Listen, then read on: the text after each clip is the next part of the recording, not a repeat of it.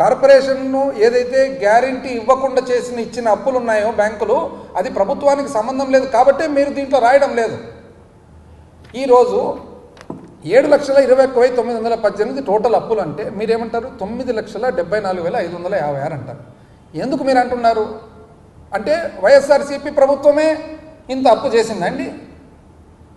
మీరు దిగిపోయే నాటికి 3,90,247 కోట్లు ఉంది, అది కూడా మేమే చేస్తామే.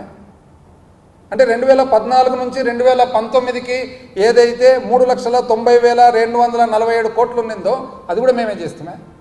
మీరు 2014లో ఎక్కే నాటికి 1,40,717 కోట్లు ఉన్నింది రాష్ట్ర అప్పు.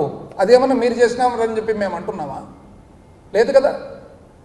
వాస్తవానికి నిజం చెప్పాలంటే రెండు పోల్చుకుంటే మేము దిగిపోయే నాటికి 7,21,918 కోట్లు, మీరు దిగిపోయే నాటికి 3,90,247 కోట్లు, మీరు ఎక్కేటప్పటికి 2014లో 1,40,717 కోట్లు.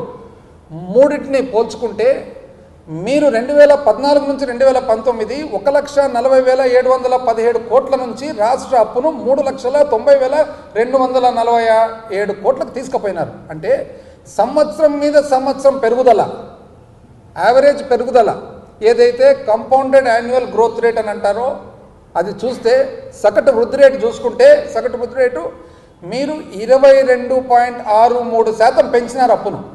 అంటే సంవత్సరం మీద సంవత్సరం 22.63% పెంచినారు.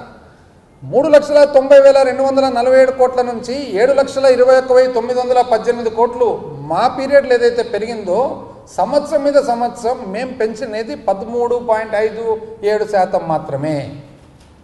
అంటే మీరు సంవత్సరం మీద సంవత్సరము 22.63% పెంచితే మేము సంవత్సరం మీద సంవత్సరము 13.57% మాత్రమే పెంచితే అంటే అర్థం ఏముందండి? ఇంచుమించు 10% మీరు దాదాపు పెంచి మాకంటే ఎక్కువ మీరు ఈరోజు రాష్ట్ర అప్పుల తిప్పుల అప్పులు ఏందేందో చెప్పింది.